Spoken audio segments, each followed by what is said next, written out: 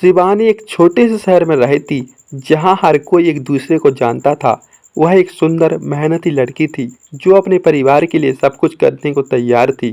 उसके माता पिता ने उसे अच्छी शिक्षा दिलाई, लेकिन शिवानी की जिंदगी में एक बड़ा बदलाव तब आया जब उसके माता पिता ने उसकी शादी के लिए लड़के की तलाश शुरू कर दी। शिवानी को यह बात बिल्कुल पसंद नहीं थी, क्योंकि वह अपने जीवन के बारे में खुद फैसला लेना चाहती थी। एक दिन शिवानी के घर में एक अनोखा दृश्य चल रहा था।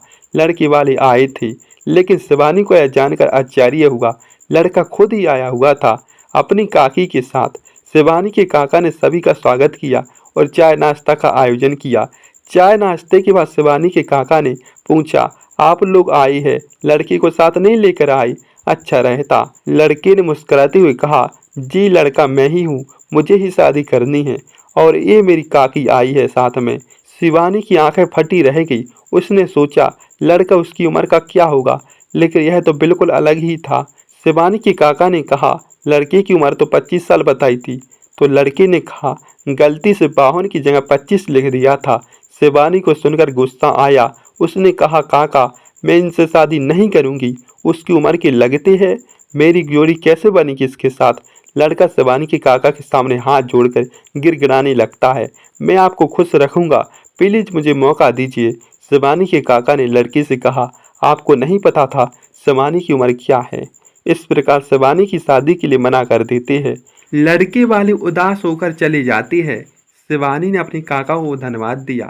शिवानी ने कहा, काका मैं आपको धन्यवाद देना चाहती हूँ, आपने मेरी बात सुनी और मेरी मर्जी का सम्मान किया।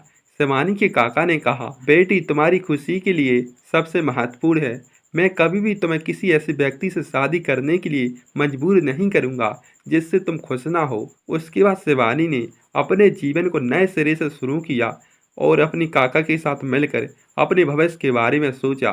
शिवानी ने अपने जीवन में आगे बढ़ने का फैसला किया और उसने अपने सपने को पूरा करने के लिए काम करना शुरू किया।